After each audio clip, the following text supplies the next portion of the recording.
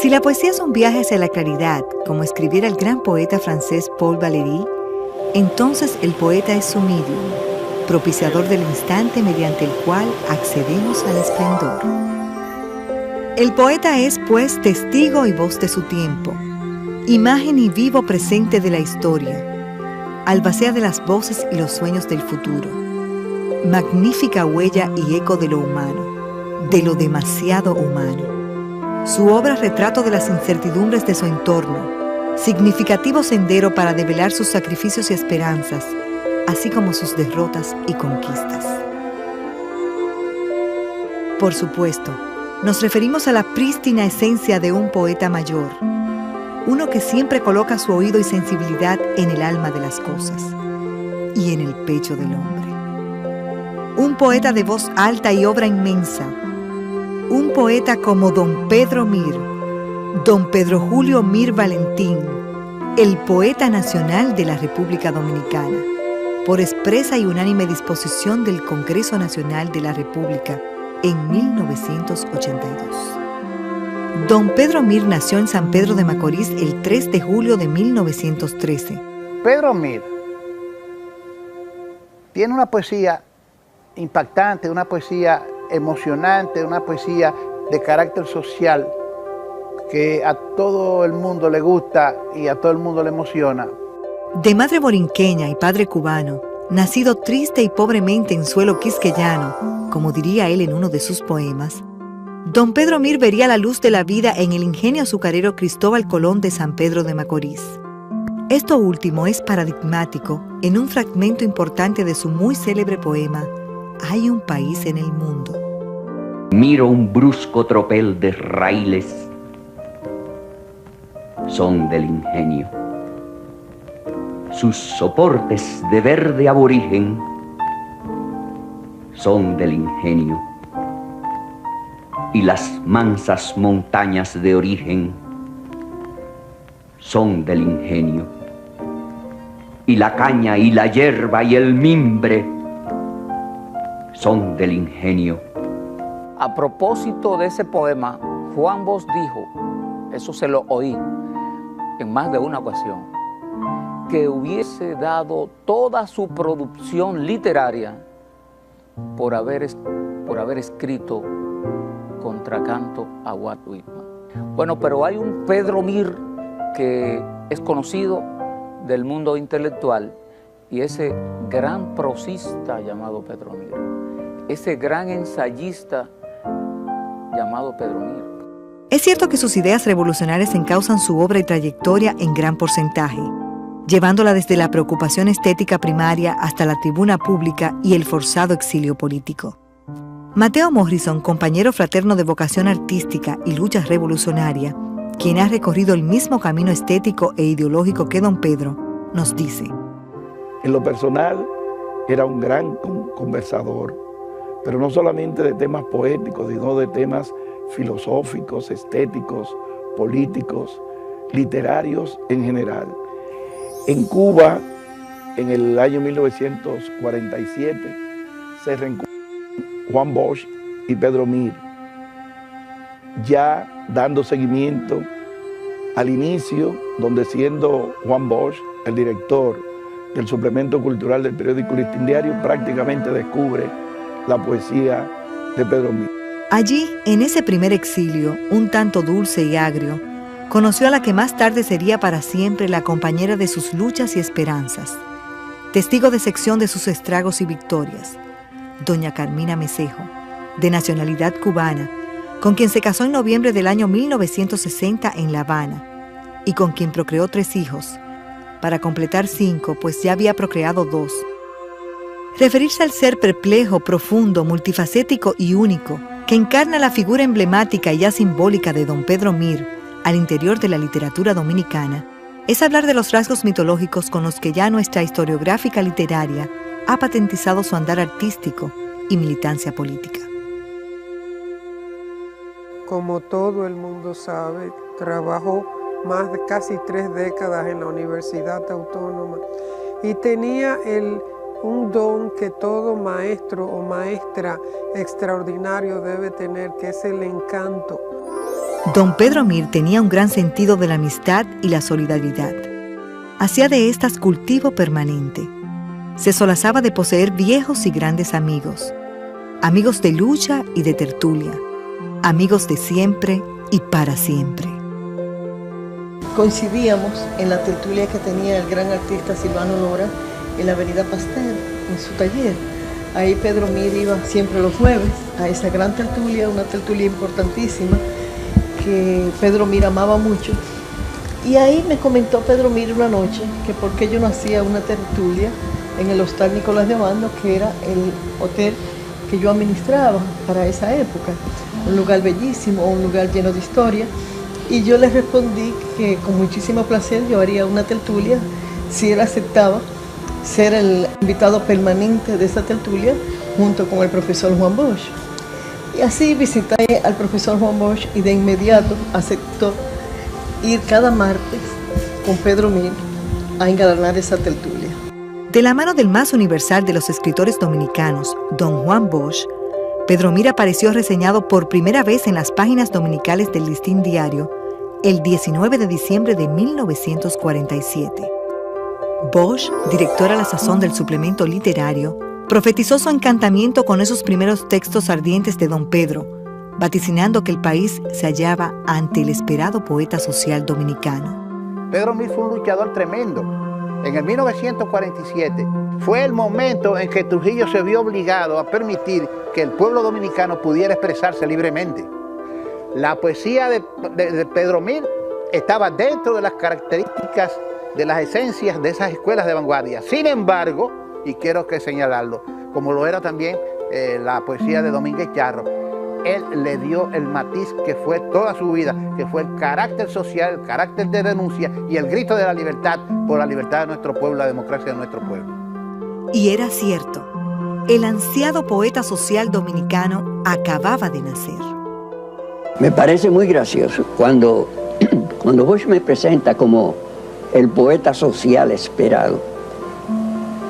Yo no sabía lo que era un poeta, y mucho menos un poeta social. Él lo que en realidad me trazó fue un programa de búsqueda, de exploración, que yo cumplí a la letra.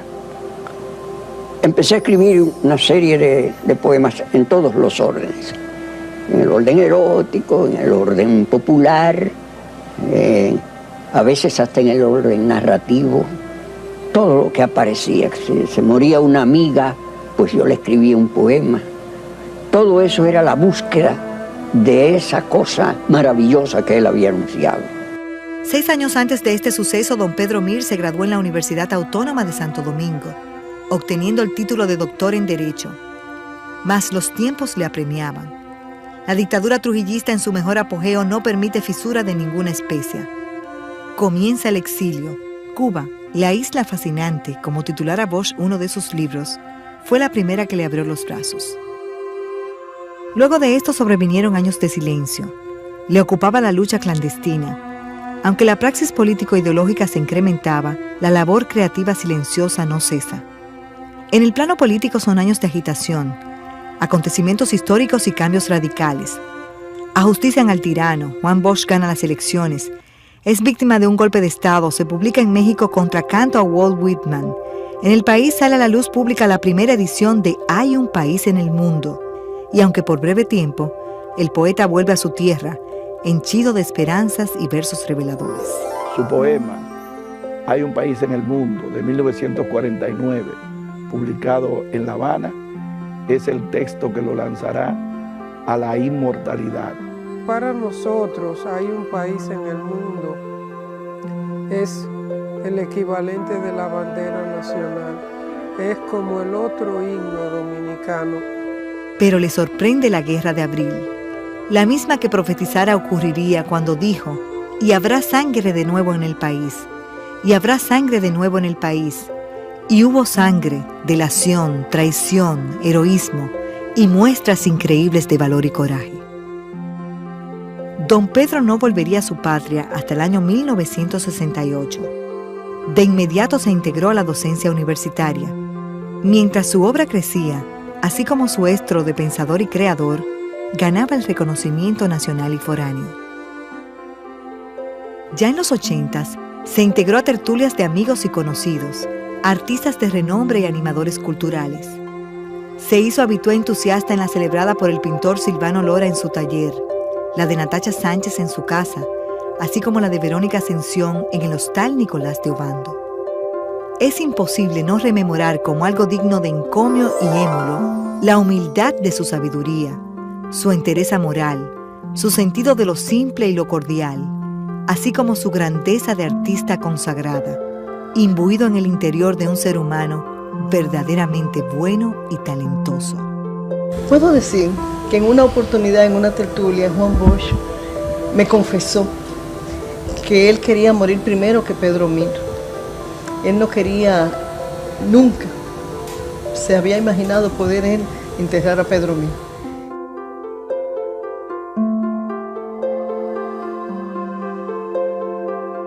Pedro Mir nació en la claridad para vivir en la naturaleza de su propio esplendor. Su obra fue volviendo a Paul Valéry una fiesta del intelecto, pero no un intelecto frío y alejado de las mejores causas, sino uno cercano a lo humano, a lo demasiado humano. Su cuerpo quedó en derribo el 11 de junio del año 2000, pero su alma grande quedó en su obra, en la memoria de los que le conocieron, en el corazón de los que le amaron, en todas las cosas que tocaron y animaron sus palabras.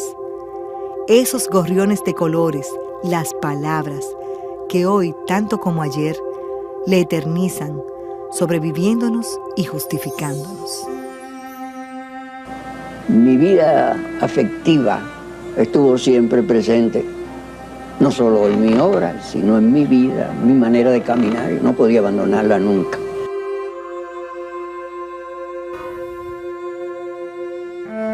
Hay un país en el mundo colocado en el mismo trayecto del sol, oriundo de la noche, colocado en un inverosímil archipiélago de azúcar y de alcohol, sencillamente liviano, como un ala de murciélago apoyado en la brisa, sencillamente claro, como el rastro del beso en las solteras antiguas o el día en los tejados, sencillamente frutal.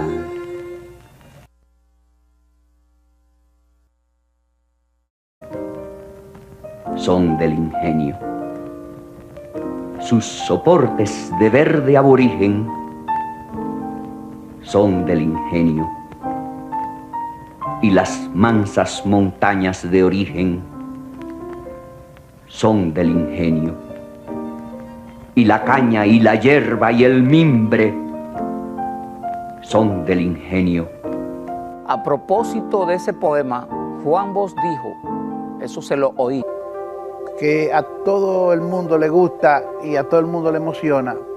De madre borinqueña y padre cubano, nacido triste y pobremente en suelo quisqueyano, como diría él en uno de sus poemas, don Pedro Mir vería la luz de la vida en el ingenio azucarero Cristóbal Colón de San Pedro de Macorís. Esto último es paradigmático en un fragmento importante de su muy célebre poema Hay un país en el mundo. Miro un brusco tropel de raíles. Como don Pedro Mir, don Pedro Julio Mir Valentín, el poeta nacional de la República Dominicana, por expresa y unánime disposición del Congreso Nacional de la República en 1982. Don Pedro Mir nació en San Pedro de Macorís el 3 de julio de 1913. Pedro Mir tiene una poesía impactante, una poesía emocionante, una poesía de carácter social. Demasiado humano. Su obra retrato de las incertidumbres de su entorno, significativo sendero para develar sus sacrificios y esperanzas, así como sus derrotas y conquistas. Por supuesto, nos referimos a la prístina esencia de un poeta mayor, uno que siempre coloca su oído y sensibilidad en el alma de las cosas, y en el pecho del hombre. Un poeta de voz alta y obra inmensa. Un poeta. Si la poesía es un viaje hacia la claridad, como escribiera el gran poeta francés Paul Valéry, entonces el poeta es su medium, propiciador del instante mediante el cual accedemos al esplendor.